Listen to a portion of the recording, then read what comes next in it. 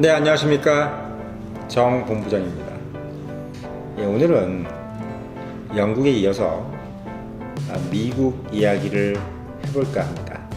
지난 시간에 말했던 영국, 한마디로 말씀드리자면 근대의 질서가 만들어지고 가장 오랫동안 강대국으로 군림했던 나라, 16세기 대항해 시대 이래로 월드 오더, 뉴 월드 오더라고 그러죠. 세계의 질서가 새로 재편됐을 때 그 재편된 질서를 스스로 만들고 그 질서에서 군림했던 나라, 그게 바로 영국이었습니다. 그런데 재밌는 것은 그 질서 안에서도 결국은 본인이 만든 질서였지만 그 질서에서도 결국은 패권을 영국은 미국에게 내주게 되죠. 사실 오늘이 사회 시간도 아니고 세계사 시간도 아닙니다만은 제가 여러분들한테 말씀드리고 싶은 것 오로지 딱 한 가지죠. 바로 승리하는 법, 그리고 왜 승리했는가, 이것을 여러분들에게 나라에 빗대어서 얘기해 주는 시간이 바로 이 시간입니다. 영국, 인간 본연에 대한 믿음, 그리고 균형 감각, 이것으로 무장해서 세계를 호령했다면 미국, 바로 실용주의와 개척 정신이죠. 이 두 가지로 새 질서를 만들었습니다. 20세기는 결국은 미국의 시대죠. 지금 21세기지만 여전히 미국 강력합니다. 트럼프 대통령이 지금 전 세계에서 가장 오랜 패권을 가졌던 나라 중국을 좌지우지하고 있죠. 그만큼 미국의 힘이라는 것은 동시에 세 개의 전쟁을 치를 수 있을 정도의 국력을 의미하고, 세 개의 전쟁을 치를 수 있고 두 개의 전쟁을 승리할 수 있다, 이렇게 호언장담할 수 있는 국력을 가진 나라입니다. 어떻게 이런 국력을 가지게 됐을까요? 이유는 바로 아까 서두에 말씀드린 것처럼 개척 정신과 실용주의라는 아주 무시무시한 마인드셋이 있었기 때문이죠. 뒤에 보시면 뭐가 보입니까? 바로 남북전쟁이 보이죠.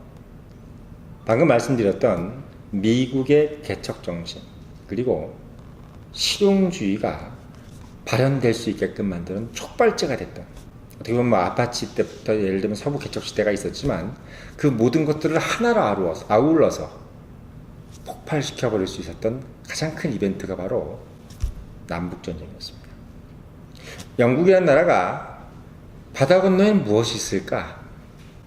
라고 생각하면서 배를 타고 차라리 해적질을 하는 것이 거렁뱅이보다 낫겠다라는 마인드로 프란시스 베이컨이 선원들을 모아서 나갔던 그 마인드와 틀리게 미국은 하나의 땅덩어리 안에서 두 나라, 세 나라, 네 나라가 아닌 수많은 연방 국가를 하나로 통합시켜 나가는 과정을 겪습니다. 그게 바로 남북전쟁이죠. 여러분들도 아시지만 미국은 미합중국이라고 하죠. 51개 주로 되어 있습니다. 사실 저도 50개 주인지 51개 주인지 헷갈릴 정도로 그 사이에 주가 좀 많이 바뀌었죠. 20세기 중에. 아마 19세기에 때는 지금보다 주가 더 적었을 겁니다. 아마 하나씩 통합시켜 나가는 거죠. 여러분들 뭘 뜻하는지 아시겠죠? 무한한 상상력을 가지고 전 세계로 뻗어나가는 영국, 그 힘, 물론 상상력의 힘도 대단합니다. 여러분들 어떤 광고 보면 상상하라, 창의적인 생각을 하라, 이런 생각 많이 하시잖아요. 창조력 중요합니다. 하지만 또 하나 무시무시한 힘이 있습니다. 바로 통합력이죠. 여러 국가들이 모일 수 있는 힘, 여러 국가들을 모아줄 수 있는 리더십. 아마 이전에 300년을 호령했던 영국이 미처 보여주지 못했던, 물론 영국도 영연방이라는 것이 있지만 아주 느슨하죠. 그것이 아니라 하나의 통합된 국가로 만들어낼 수 있는 강한 정신력, 이게 바로 미국의 힘입니다. 그 힘의 근원이 바로 실용주의와 개척정신이죠. 그리고 그 실용주의와 개척정신을 가장 발현시켰던 이벤트, 방금 말씀드렸던 남북전쟁입니다. 그래서 여러분들께서 남북전쟁을 모르고 미국을 논하겠다, 이렇게 얘기하시면 안 됩니다. 그래서 항상 이렇게 생각하셔야 돼요. 영국을 알려면 프란시스 드레이크를 알아야 되고, 미국을 알려면 윌리엄 타쿰쉐 셔먼을 알아야 됩니다. 윌리엄 타쿰쉐 셔먼은 또 뭐야? 프란시스 드레이크도 자꾸 모르는 얘기 하는데, 타쿰쉐 셔먼, 윌리엄 셔먼이라고 하는데, 미국 전차, 2차 세계대전 때 미국 참전 전차 중에서 셔먼 전차라고 있습니다. 예, 상당히 위력적이었던 것은 아니었습니다. 왜냐하면 독일 전차가 워낙 강했기 때문에. 하지만 대량 보급돼서 혁혁한 전과를 세웠죠. 그런 셔먼, 누굴까요? 바로 옆에 보이는 아틀란타 대화재라고 하죠. 여러분들, 바람과 함께 사라지다, 마가렛 미첼 여사와 비터 플레밍 감독이 만든 바람과 함께 사라지다에 나오는 가장 큰 인상적인 장면입니다.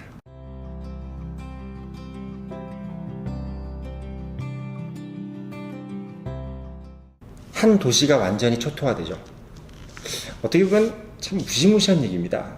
영화에서는 사실 불만 타는 것만 잠깐 나오지만, 한 도시, 당시만 해도 아틀란타는 상당히 큰 도시였고, 남부의 수도 역할을 할 정도로, 수도는 아니었지만 수도 역할을 할 정도로 상당히 큰 도시, 그 도시를 완전히 불바다로 만들었던 장군이죠. 윌리엄 타쿰쉐 셔먼. 이름도 참 어려워요. 말하기가 상당히 힘든데, 바로 그 장군 이름이 여러분들께서 좀 기억해 주셔야 할 이름입니다. 실용주의, 뭘까요, 여러분들? 그냥 어떻게 보면 쓰기 쉬운 거, 말하기 쉬운 거, 어떻게 보면 당장 실행할 수 있는 거, 그렇게 이야기할 수도 있겠지만, 저는 이렇게 생각합니다. 확고한 승리를 보장할 수 있는 것, 그리고 이것으로 인해서 지속적인 승리가 가능한 것, 우리 기업으로 따지면 성장, 그리고 지속적 성장을 의미하죠. 오늘만 성장하는 것이 아니라 내일, 1년, 10년 지속적 성장을 할 수 있는 것, 이것에 대한 고민, 이게 바로 실용주의입니다. 어떻게 보면은 한순간의 아이디어, 그리고 한순간의 어떤 좋은 시도가 아니라 지속적인 액션 플랜, 그리고 그 액션 플랜에 뒤따르는 책임에 대한 고민, 이게 바로 미국 실용주의의 핵심이죠. 방금 말씀드렸던 윌리엄 타쿰쉐 셔먼은 그런 마음으로 아틀란타를 불태웠습니다.